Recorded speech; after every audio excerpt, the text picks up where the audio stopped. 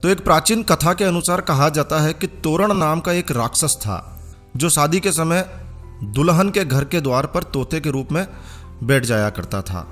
तोते का रूप धारण कर लेता और दुल्हन के घर के मुख्य द्वार पर बैठ जाया करता था।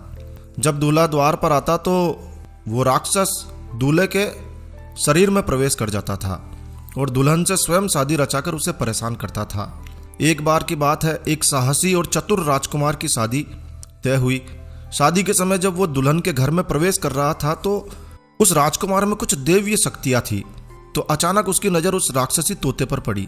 वो तुरंत समझ गया कि ये राक्षस है और उसने तुरंत तलवार निकाली और उसे मार गिराया और फिर शादी संपन्न हुई। बताया जाता है कि उसी दिन से तोरण मारने की परंपरा शुरू हुई। आपने कभी गौर किया है? आपको पता लगेगा कि इस रस्म में दुल्हन के घर के दरवाजे पर लकड़ी का तोरण लगाया जाता है जिस पर एक तोता लगाया जाता है। अगर आपने नहीं देखा है तो आप ठीक से तोरण को देखिए। तोरण पर तोता जरूर बिठाया जाता है। तो लकड़ी से तोरण बनाया जाता है और उस पर एक राक्षस का प्रतीक तोता बिठाया जाता है और बगल में दोनों तरफ छोटे तोते बिठाए जाते हैं। दूल्हा जब शादी के समय वधू के मुख्य द्वार पर आता है तो तलवार से उस लकड़ी के बने राक्षस रूपी तोते को मारने की रस्म पूर्ण करता है। गांवों में तोरण का निर्माण खाती के द्वारा किया जाता है, लेकिन आजकल बाजार में सुंदर सुंदर तोरण मिलने लगे हैं। कुछ तोरण तो चाइनीज तोरण है जिस पर गणेश जी और स्वास्तिक जैसे धार्मिक चिन्ह अंकित किए होते हैं।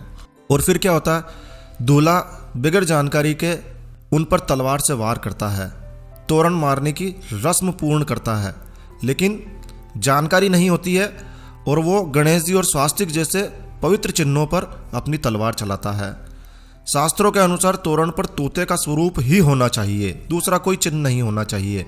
लेकिन इन दिनों तोते की जगह तोरण पर गणेश जी या अन्य धार्मिक चिन्ह अंकित कर दिए जाते हैं।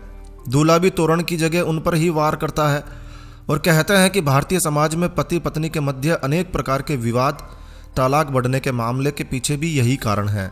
तो विद्वानों को भी इस बात को समझकर प्रचारित प्रसारित करना चाहिए। एक तरफ हम शादी में गणेश पूजन करके उनको रिद्धि सिद्धि सहित शादी में पधारने का निमंत्रण देते हैं और दूसरी तरफ हम उन्हीं पर तलवार से वार कर उनका अपमान करते हैं।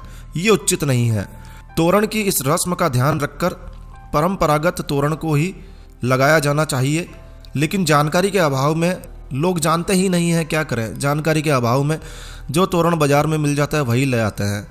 तो इस बात का विशेष रूप से ध्यान रखें कि इस बार जब भी किसी की शादी हो और यदि आपकी नज़र इस प्रकार के तोरण पर पड़े तो उसे समझाइए और हो सके तो इस वीडियो को अधिक से अधिक शेयर कीजिए। यदि आप हिंदू हैं, हिंदू धर्म को, हिंदू परंपराओं को जिंदा रखना चाहते हैं तो इस वीडियो को ज़रूर से शेयर कीजिए। दोस्तों, हम इस वीडियो के माध्यम से